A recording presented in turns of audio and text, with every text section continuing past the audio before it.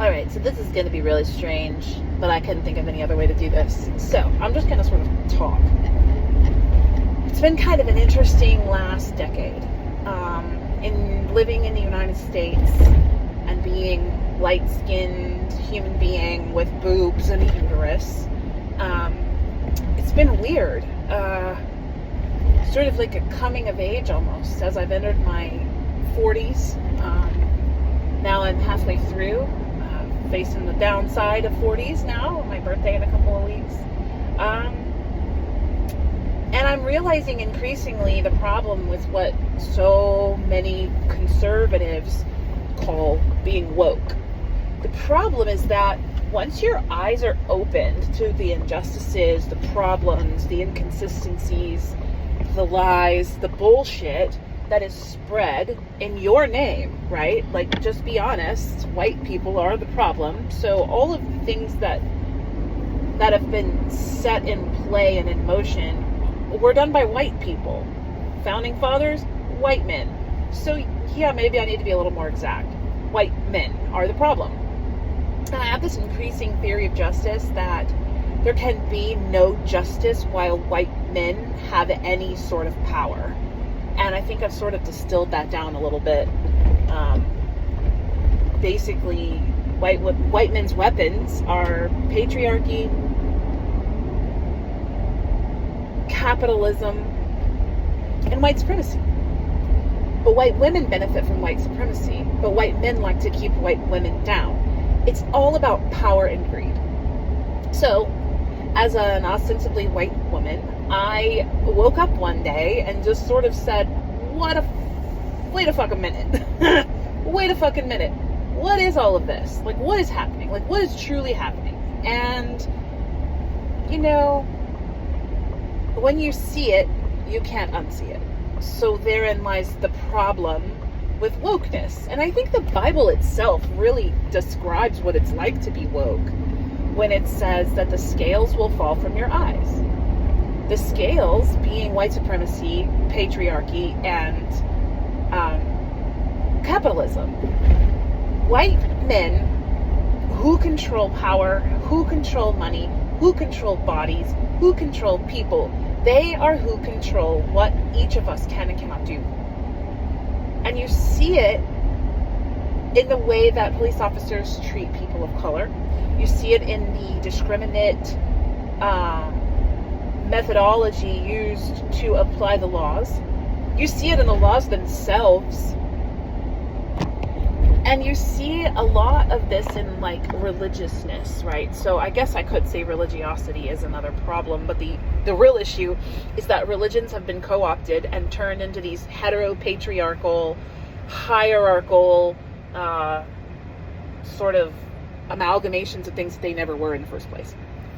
So the problem with wokeness is when the scales have fallen from your eyes, you don't want to put them back on. Let's talk about the R slur for a minute. And let's talk about the phrase, that's so gay, for a minute too. Like, put them together, all right? I was a teenager, middle school, high school, and college in the 90s. I graduated in 1997. I was only 17 when I graduated. I was born in 1979, so now you know how old I am.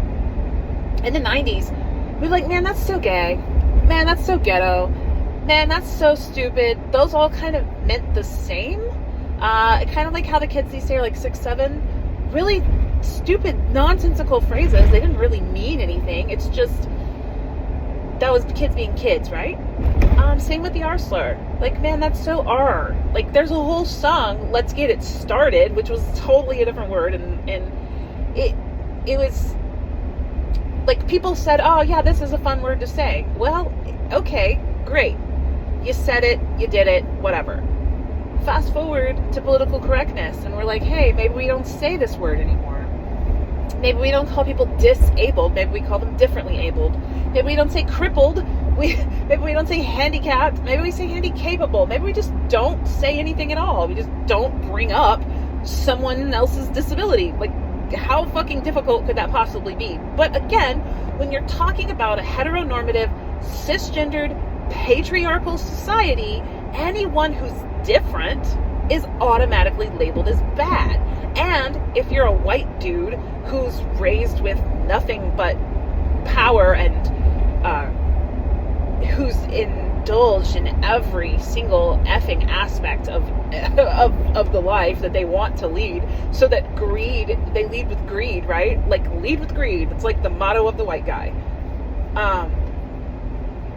Of course you're going to have bullies that pop up and like to make fun of people for things that they have no effing control over. They want to make fun of you for it. They want to ostracize you for it. And in some cases, they want to kill you for it.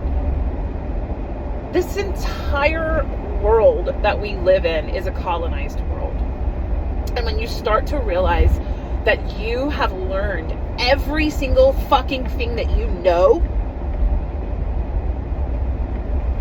through the lens of what white men wanted you to know, from the very first time the Bible was written down in English, we thought, oh, we have a right to know what the Bible actually says. Do we, though? Do we know what the Bible actually says? Of course we fucking don't. You know why? Because white men got together and decided what to keep and what not to keep. White men. They were like, yeah, I think I don't like the way this is worded, so let's say something else completely differently here. How would we know? You know the phrase that history is written by the victors? Who's always been the victor? White men. Hetero, patriarchal, cisgendered white men who lead with greed.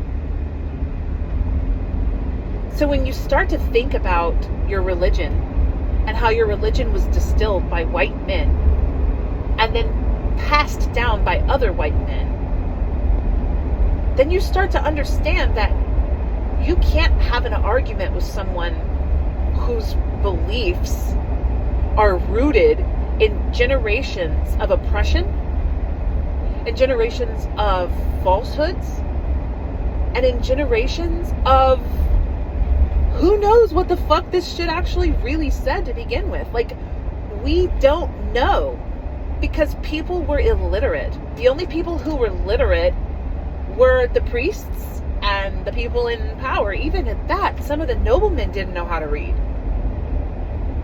So who's to say that what we're reading now is even actually accurate?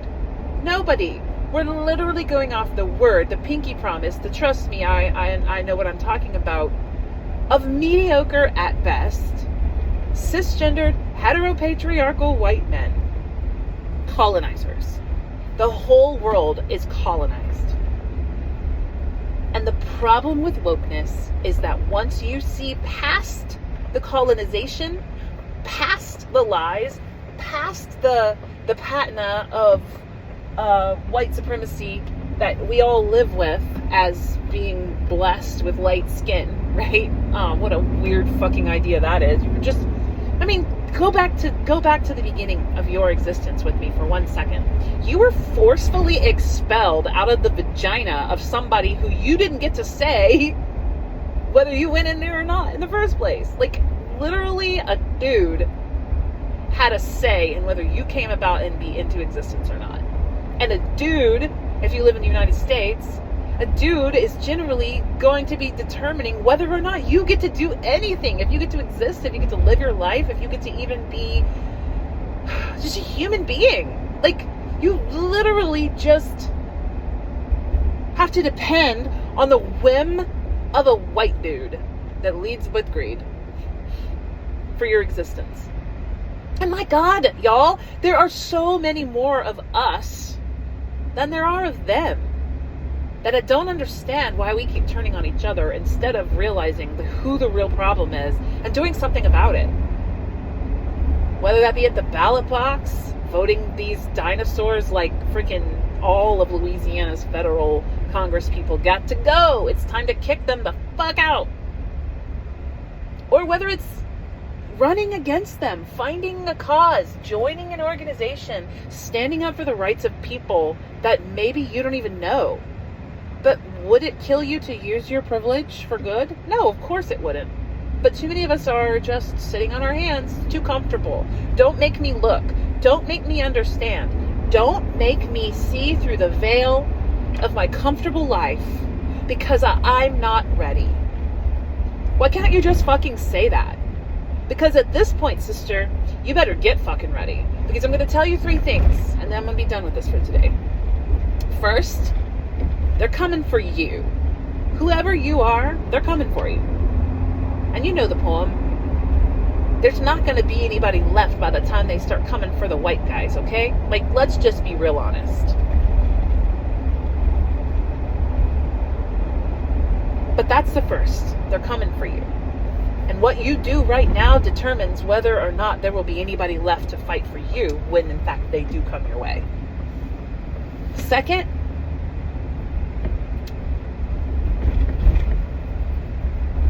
we cannot go back, okay? Like, we can't go back to the 1950s, whatever. We can't go back to a democracy that was built on the backs of human beings and literally with their blood. We can't go back to that. We cannot. Something new has to come out of this. And the third thing is, it's time for the women. It's time for the women to rise. There could be no justice with men who lead with greed. It's time for the men to step aside, whether that be forcefully or not. It is time for women to rise up and take our rightful place. And I'm not just talking about any women. I'm talking about perimenopausal and menopausal women who are in their 40s, 50s, 60s, and 70s. Well, not those guys. The 70-year-olds can fuck all the way off, most of them. No offense, if you're still listening, boomers, some of y'all do contribute okay, but most of y'all are just fucking wacky. Whack-y. Let's just be honest. We don't need the boomers anymore. You guys need to chill your asses out, sit the fuck down, and let Gen X and the millennials kind of step up. So, here's the call. This is a call to all. Step the fuck up, Gen X. Step the fuck up, millennials. It is time to lead with love. Thanks for coming to my